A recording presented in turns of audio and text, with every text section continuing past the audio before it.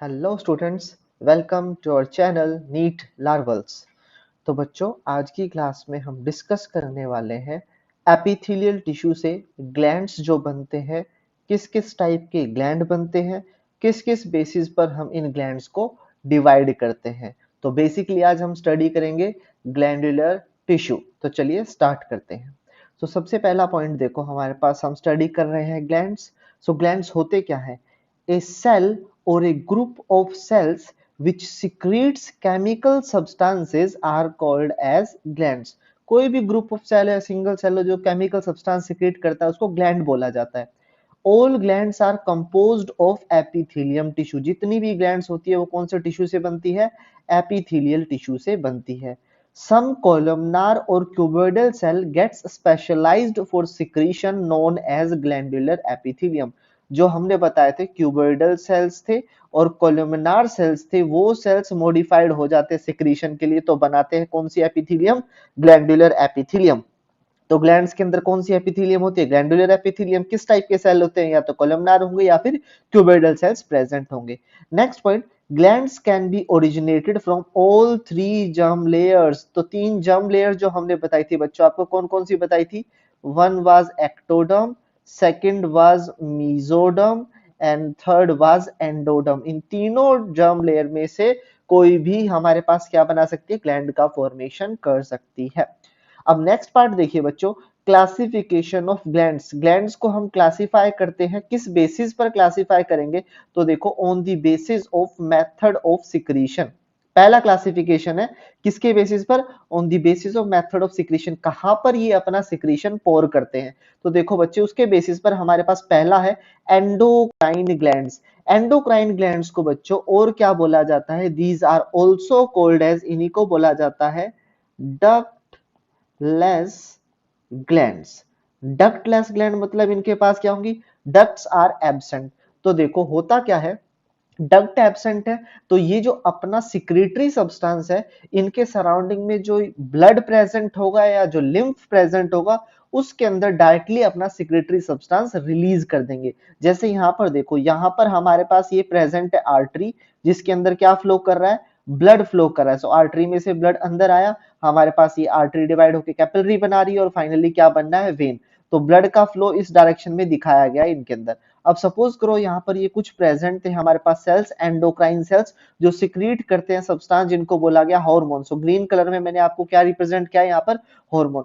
तो ये सेल्स क्या करते हैं? इन सब्सटेंसेस को, हार्मोन्स को डायरेक्टली कहां पर रिलीज कर देंगे?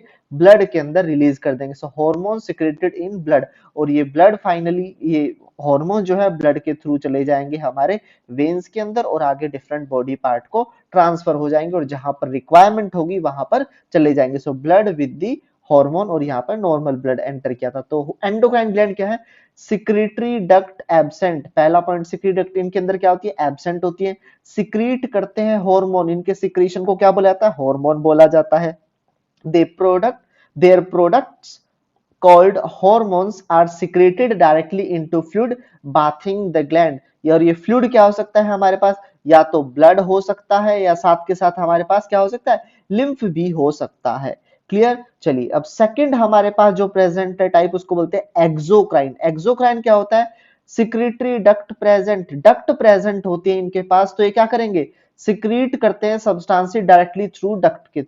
तो देखो हमारे पास कोई भी ग्लैंड है, जैसे मैंने एक्सोक्राइन ग्लैंड का स्ट्रक्चर बनाया ये आप लोगों के सामने, ये वाला पार्ट जो हो गया दिस इज सिक्रेटरी पार्ट, और ये जो रिप्रेजेंट किया मैंने डक्ट रिप्रेजेंट किया। इस सिक्रेटरी पार्ट के अंदर ये सेल्स प्रेजेंट है, सिक्रेटरी सेल्स, जो रिलीज करते हैं, सिक्रेट करते हैं hormone.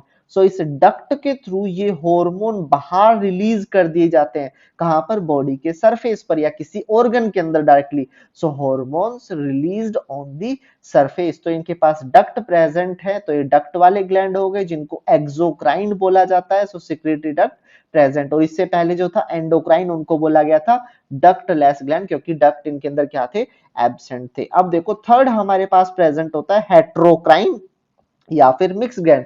So both endocrine and exocrine part present, जिसके अंदर एक्सोक्राइन पार्ट भी हो, एंडोक्राइन पार्ट भी हो, ऐसे ग्लैंड्स होते हैं पैनक्रियाज और गोनेड्स। तो इनके अंदर दोनों टाइप के पार्ट्स प्रेजेंट होते हैं। अब आता है सेकंड टाइप, किसके बेसिस पर डिवाइड कर सकते हैं? On the basis of nature of secretion. Nature of secretion, cell जो है सिक्रीट कैसे कर रहा है सब्सटेंस को, तो इसके बेसिस पर we have three type of glands are present there. पहला हमारे पास प्रेजेंट होता है बच्चों जिसको बोला जाता है एक्राइन या फिर मीरोक्राइन। होता क्या है इसके अंदर? In these glands secretory cells secrete substance by simple diffusion and exocytosis. या तो सिंपल डिफ्यूजन से, या फिर यहां पर ये एंड होगा बच्चों, या फिर सिंपल डिफ्यूजन से, या फिर एंड एक्सोसाइटोसिस के थ्रू रिलीज कर सकता है। No part of cytoplasm is destroyed in secretion.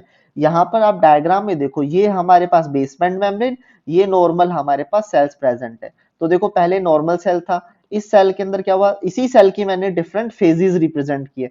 तो इसके अंदर सिक्रेटरी सब्सटेंस आना स्टार्ट हुआ, सिक्रेटरी सब्सटेंस और बढ़ गया, सिक्रेटरी सब्सटेंस ज्यादा हो गया।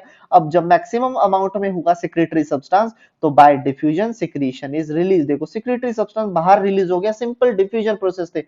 इस सेल का कोई भी पार्ट डिस्ट्रॉय नहीं हुआ है, तो ऐसे सिक्रीशन को बोलते हैं एक्राइन या फिर मीरोक्राइन। एग्जांपल स्वेट ग्लैंड, देखो बहुत सारा पसीना बनता है बच्चों, देखो स्वेट बहुत ज्यादा बनता है। अगर ये सेल ही डिस्ट्रॉय होते रहे बार बार, तो स्वेट बन पाएगा? नहीं बन पाएगा। तो स्वेट ग्लैंड हो गया, गोबलेट सेल हो गए, स्लाइवरी ग्लैंड इसका एग्जांपल है, tear gland, intestinal gland, mucous gland, सब के अंदर जो सेल है कैसे सिक्रीट करते हैं? बाय मीरोक्राइन या फिर एक्राइन।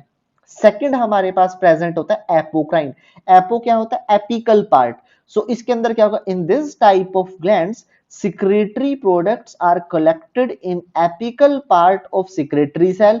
secretory substance कहां पर इकट्ठा होगा? एपिकल पार्ट में इकट्ठा होगा। the apical portion also shed along with the secretory matter।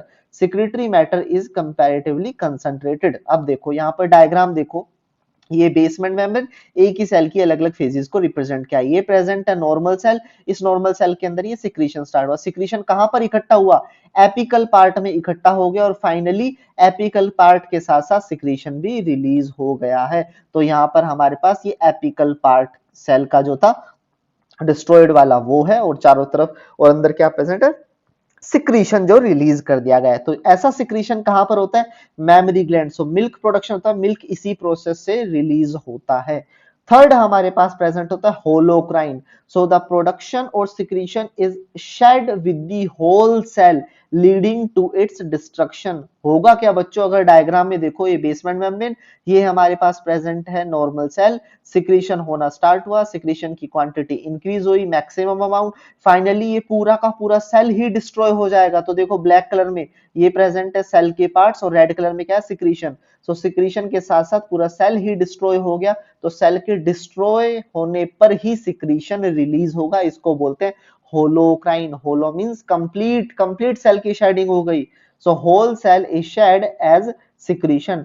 Secretary matter concentrated, जो सिक्रेटरी मैटर होगा हाईली कंसंट्रेटेड होगा। एग्जांपल सीबेशियस ग्लैंड, जो ऑयल ग्लैंड होते हैं वो इसी का एग्जांपल होते हैं हमारे पास।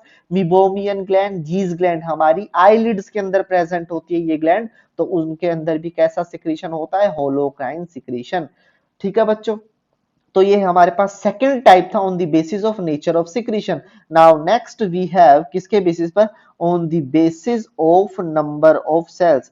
नंबर ऑफ सेल के बेसिस पर हम डिवाइड करते हैं।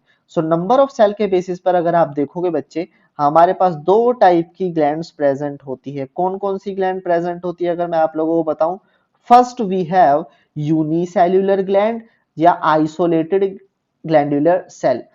यूनिसेलुलर समझ आ रहा है, एक ही सेल प्रेजेंट होगा। तो देखो डायग्राम एनसीईआरटी का डायग्राम है बच्चों, ग्लैंडुलर एपिथेलियम सबसे पहले यूनिसेलुलर।